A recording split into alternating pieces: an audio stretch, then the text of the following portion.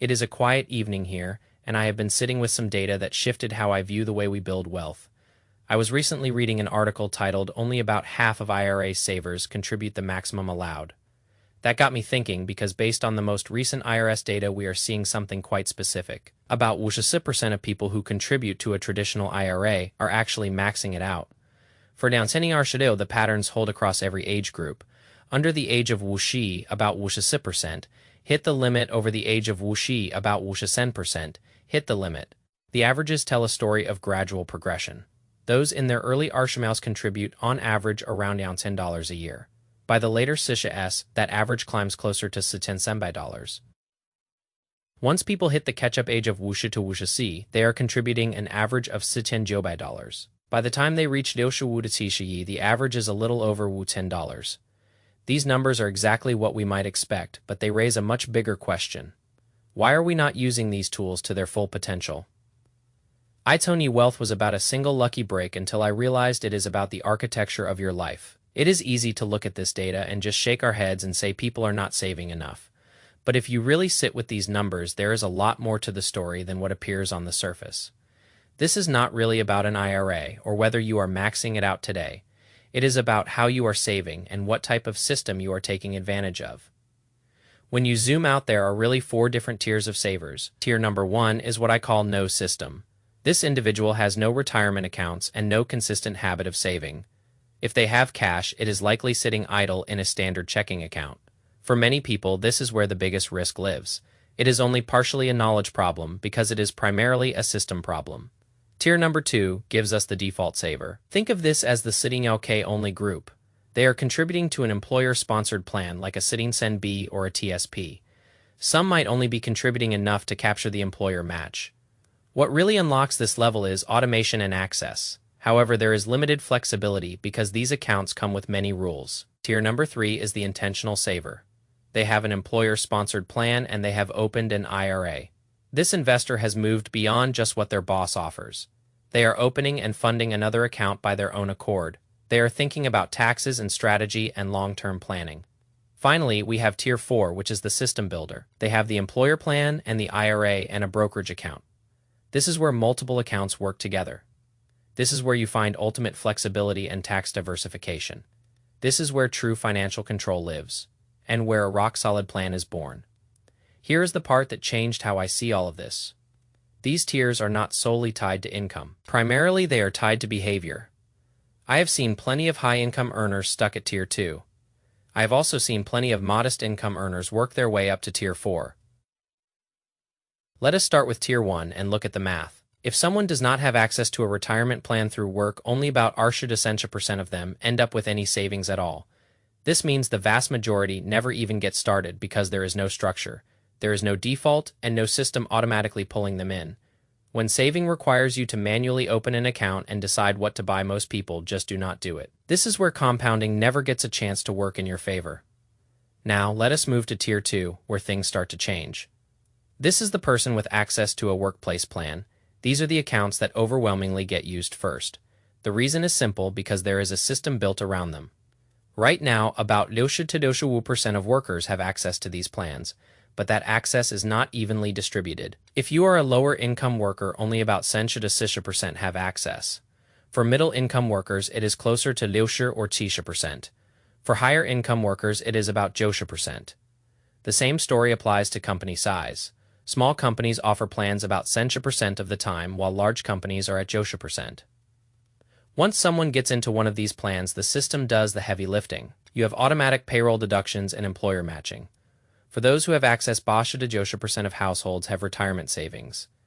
If you do not have access, only 70% do. That gap is massive. Every time I see that statistic, I have the same reaction. I do not think we have a savings problem as much as we have an access problem. Once someone is in that system, they are building something. They might not be optimizing yet, but they have crossed the most important threshold. Most people stop right here, and that is actually a perfectly fine approach. If you save 60% of your income and stay invested for decades, you will likely be just fine. Consistency and time matter far more than trying to optimize every single penny. Now we move to Tier 3, the intentional saver. This person adds an IRA on top of their workplace plan. Remember that only half of people max out their IRA. The limit for downsending RCDO is $10,000. These limits do not seem exceedingly high, so we wonder why people do not max them out. The answer is more nuanced.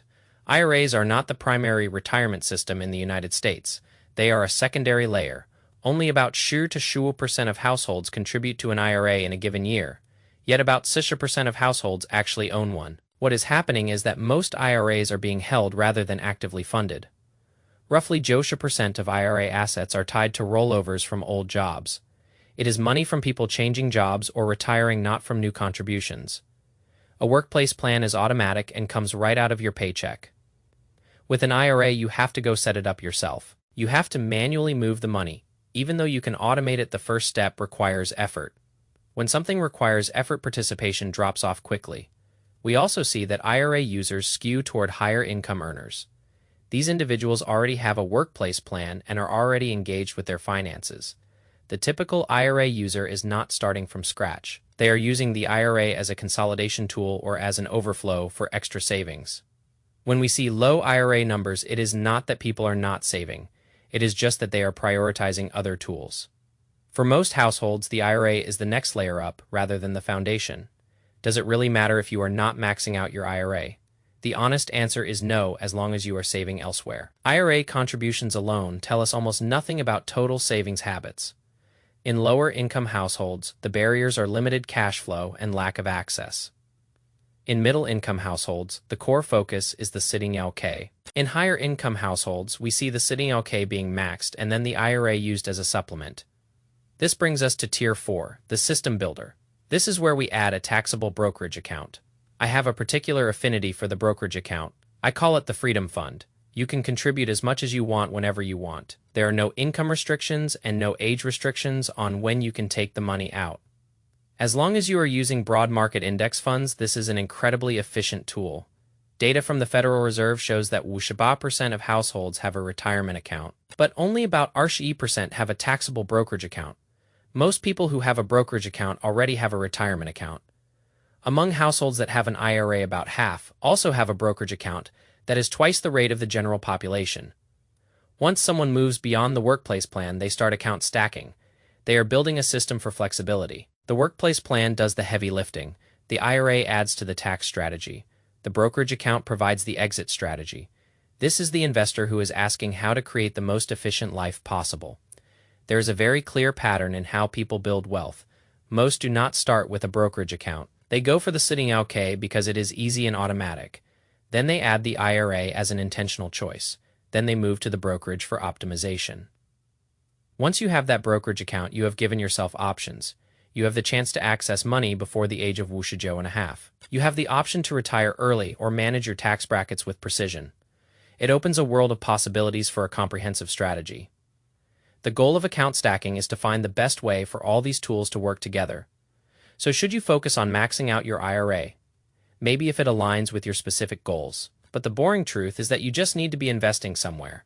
How you get there and which accounts you use will come down to your personal situation. I remember when I hit my first $9 it felt like a mathematical inevitability rather than a stroke of luck. It was the result of a system that I did not have to think about every single day. Let us talk about your strategy. What are your thoughts on these different account types? How many different accounts are you currently stacking? I would love to hear your perspective in the comments below. I share these thoughts every single week. If this conversation brought you any value, please leave a like. If you are new here, consider joining our community, or if you know someone who is trying to find their footing, feel free to share this with them. I will see you very soon.